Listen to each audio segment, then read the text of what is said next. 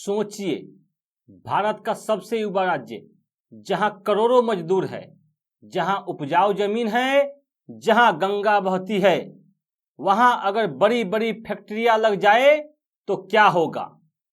क्या आप जानते हैं, बिहार से हर साल लाखों लोग रोजगार के लिए दिल्ली, पंजाब, गुजरात, महाराष्ट्र पलायन कर जाते हैं और पीछे रह जाती है उनके बूढ़े माँ बाप, जो अक्सर बीमार रहते हैं, छोटे छोटे बच्चे जो अपने पिता के प्यार के लिए तरसता रहता है।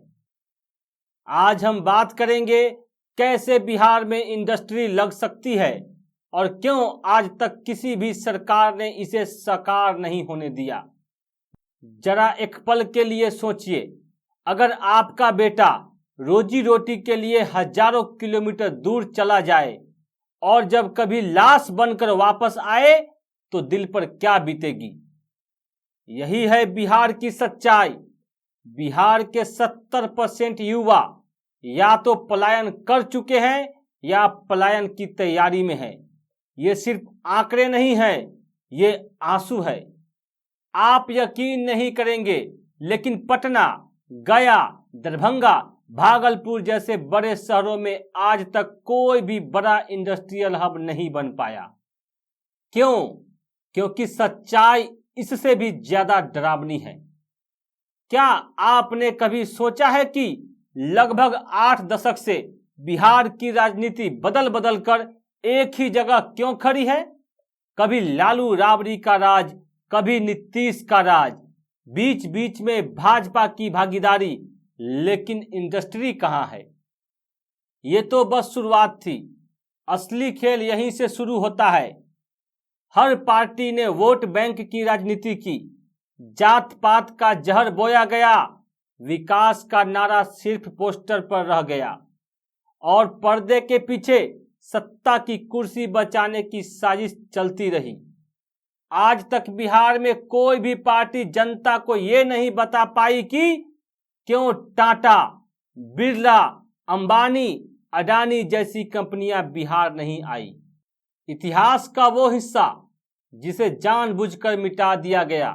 दरअसल बिहार के पास सब कुछ है, कच्चा माल, पानी, मजदूर, जमीन, लेकिन नहीं है तो सिर्फ सियासी इच्छा शक्ति।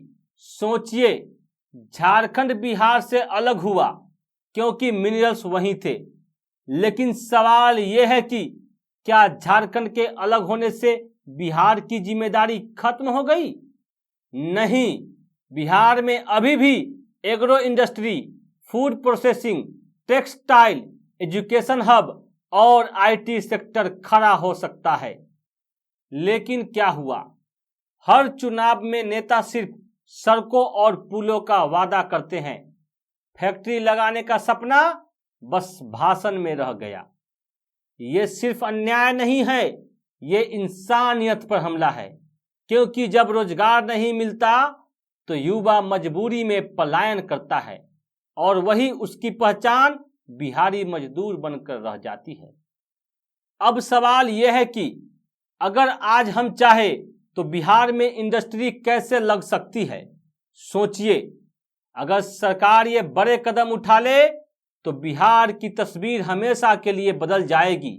जैसे हाजीपुर का केला, जिसे बिहार का गोल्डन फ्रूट कहा जाता है, उस पर बनाना प्रोसेसिंग इंडस्ट्री लगाई जा सकती है। मिथिला का मखाना, जो आज पूरी दुनिया में डिमांड में है, उस पर स्नैक एंड न्यूट्रास्यूटिकल इंडस्ट्री खड़ी की जा सकती है। भागलपुर का रेशम, दरभंगा का पान और मुजफ्फरपुर की लीची, इन सब पर फूड प्रोसेसिंग क्लस्टर बन सकता है। पटना, दरभंगा, मुजफ्फरपुर, गया और भागलपुर जैसे बड़े शहरों में इंडस्ट्रियल पार्क बनाए जा सकते हैं। यानी बिहार का हर जिला एक अलग अलग इंडस्ट्रियल पहचान रख सकता है। बिहार की सबसे बड़ी ताकत है रेलवे नेटवर्क। पूरा बिहार रेल मार्ग से जुड़ा हुआ है, जिससे कच्चा माल फैक्ट्री तक और तैयार माल मंडियों तक आसानी से पहुंच सकता है। सोचिए, अगर इन रेलवे नेटवर्क को इंडस्ट्रियल फ्रेट कॉरिडोर से जोड़ दिया जाए तो बिहार से माल दिल्ली, मुंबई, कोलकाता तक बिजली की रफ्तार से पहुंच जाएगा। और हाँ, लोग कहते हैं कि बिहार एक लैंडलॉक स्टेट है, इसलिए यहाँ इंडस्ट्री नहीं लग सकती, जबकि पश्चिम बंगाल का कोलकाता बंदरगाह बिहार के लिए एक समुद्र का दरवाजा है। पटना से कोलकाता बंदरगाह की दूरी लगभग 600 किलोमीटर के आसपास है। कुछ अनुमान के अनुसार यह दूरी लगभग 550 किलोमीटर के आसपास बताई जाती है। अगर ग्रीन हाईवे और डेडिकेटेड रेल फ्रेट कॉरिडोर बना दिया जाए तो बिहार के किसानों और फैक्ट्रियों का माल सीधे कोलकाता पोर्ट तक पहुंचकर दुनिया भर में एक्सपोर्ट हो सकता है। यानी बिहार भले ही लैंडलॉक हो, लेकिन कोलकाता पोर्ट से जुड़कर वो ग्लोबल सप्लाई चेन का हिस्सा बन सकता है। यानी जो लोग कहते हैं कि बिहार में पोर्ट नहीं है इसलिए इंडस्ट्री नहीं हो सकती, वो सिर्फ आधा सच बताते हैं। असल में बिहार कोलकाता के जरिए ग्लोबल सप्लाई चेन से जुड़ सकता है। बिहार की असली पूंजी है उसकी खेती, मक्का जिससे कॉर्नफ्लेक्स, स्टार्च और बायोफ्यूल बन सकता है, गन्ना जिससे शुगर मिल और इथेनॉल फैक्ट्री चल सकती है, चावल जिससे राइस ब्रान ऑयल और पैकेज राइस इंडस्ट्री खड़ी हो सकती है, हाजीपुर का केला और मिथिला का मखाना जिनकी आज अरबों की मार्केट है, इनसे फूड प्रोसेसिंग और एक्सपोर्ट बेस्ड कंपनियां बन सकती है। मुजफ्फरपुर की लीची दुनिया भर में फेमस है, उससे जूस, जैम और पैकेजिंग इंडस्ट्री लग सकती है। अगर सरकार चाहे तो बिहार पूरे भारत का एग्रो प्रोसेसिंग कैपिटल बन सकता है। पटना और गया को आईटी पार्क से जोड़ना होगा। आज आईटी कंपनियां सिर्फ बेंगलुरु, हैदराबाद और पुणे तक सीमित है, लेकिन अगर पटना को आईटी पार्क बनाया जाए तो हजारों युवाओं को रोजगार यहीं मिलेगा। बिहार का युवा जो आईएएस, आईआईटी, एम्स तक में टॉपर बनता है, वो आज बाहर जा रहा है। लेकिन अगर आईटी कंपनियां पटना और गया में आए तो यही दिमाग बिहार की धरती पर काम करेगा। बिहार में आने वाली कंपनियों को टैक्स छूट, आसान लोन और सुरक्षा देनी होगी। अगर महाराष्ट्र, गुजरात और कर्नाटक में कंपनियों को टैक्स रिबेट मिल सकता है तो बिहार क्यों पीछे रहे। कंपनियों को लुभाने और निवेश बढ़ाने के लिए स्पेशल इकोनॉमिक जोन बनाना पड़ेगा, तभी बिहार में बड़े पैमाने पर फैक्ट्रियां खुल सकती है। बिहार का युवा मेहनती है, लेकिन उसे ट्रेनिंग और स्किल नहीं मिली। हर जिले में स्किल डेवलपमेंट सेंटर खोला जाना चाहिए ताकि मजदूर सिर्फ मजदूर न रहे बल्कि स्किल्ड वर्कर बने। इससे कंपनियों को भी फायदा होगा और युवाओं को भी अच्छी वेतन मिलेगी। सोचिए, हाजीपुर का केला और मिथिला का मखाना अमेरिका और यूरोप के सुपरमार्केट में बिकेगा। मुजफ्फरपुर की लीची का जूस दुबई और सिंगापुर में बिकेगा। भागलपुर का रेशम पेरिस और लंदन के फैशन शो में पहुंचेगा।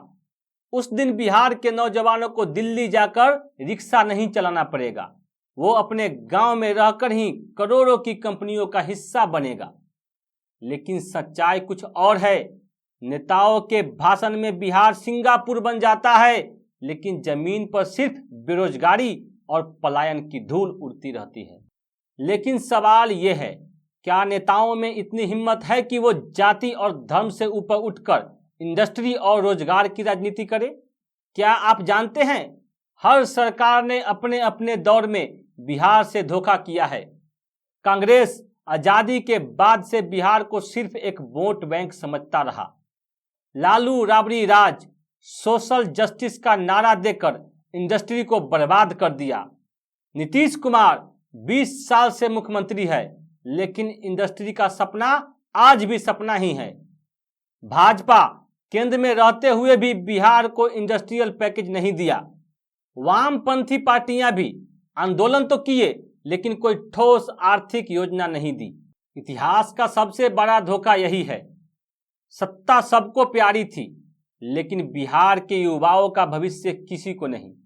और यही वो पल था जब कहानी ने करवट ली। बिहार का बेटा दिल्ली और पंजाब की फैक्ट्रियों में मजदूरी करने को मजबूर हो गया। दिल को झकझोर देने वाली सच्चाई यह है कि जब बिहार का नौजवान मजदूरी करने महाराष्ट्र जाता है तो उसे मराठी नहीं बोलने पर पीटा जाता है। जब दिल्ली जाता है तो उसे ठेले रिक्शे चलाना पड़ता है और जब पंजाब जाता है तो खेतों में खून पसीना बहाना पड़ता है। क्या आपने कभी सोचा है कि अगर यही नौजवान अपने ही गांव में फैक्ट्री में काम करता तो उसकी मां की आंखें हर रात आंसुओं से भीगती नहीं, तो उसके बच्चे पिता के प्यार को तरसता नहीं। ये कहानी हर बिहारी को झकझोर देती है। एक मां की चीखें जो आज भी गूंजती है, एक औरत का दर्द जिसे दुनिया ने अनसुना कर दिया, एक बूढ़े बाप की लाठी जो अकेलेपन की जंजीरों में टूट चुकी है। अब सवाल सिर्फ बिहार का नहीं है, सवाल पूरे भारत का है, क्योंकि अगर बिहार मजबूत होगा तो भारत मजबूत होगा। अब वक्त है कि बिहार को स्पेशल स्टेटस दिया जाए, बड़े बड़े बिजनेस हाउस को बुलाया जाए, स्किल डेवलपमेंट सेंटर खोले जाए, पॉलिसी मेकिंग से जातिवाद को हटाया जाए और सबसे जरूरी जनता नेताओं से सवाल पूछे। इतिहास को फिर से लिखने का वक्त आ गया है, अब चुप रहना गुनाह है। सोचिए, अगर बिहार में हर गांव के पास फैक्ट्री होती तो क्या आज भी आपका भाई दिल्ली जाकर ऑटो चलाता? अगर बिहार में रोजगार होता तो क्या कोई मां अपने बेटे की लाश रेल की पटरी पर देखती? लेकिन यह कहानी यही खत्म नहीं होती। असल खेल अभी बाकी है। अब बारी आपकी है। क्या आप फिर से नेताओं की जाति और धर्म की राजनीति में फंसेंगे या फिर रोजगार और फैक्ट्री की राजनीति मांगेंगे? अब फैसला आपके हाथ में है। तो क्या हम चुप रहेंगे या इस बार आवाज उठाएंगे? याद रखिए, इतिहास का सबसे बड़ा बदलाव तब हुआ है जब जनता ने आवाज उठाई है। और अब वक्त आ गया है बिहार की गुलामी की जंजीरें तोड़ने का। तो दोस्तों, अब वक्त है आवाज उठाने का। अब सवाल सिर्फ नेताओं से नहीं, आपसे भी है। क्या आप इस चुप्पी को तोड़ेंगे? क्या आप अपने बच्चों को वही दर्द देंगे या बदलाव की शुरुआत करेंगे? आप क्या सोचते हैं? कमेंट में जरूर बताइए, क्योंकि ये लड़ाई अभी खत्म नहीं हुई है। अब हमारी बारी है बिहार को फिर से बनाने की। तो दोस्तों, आज के लिए बस इतना ही। अगले वीडियो में फिर मिलेंगे एक नए और जबरदस्त टॉपिक के साथ। तब तक के लिए जय हिंद।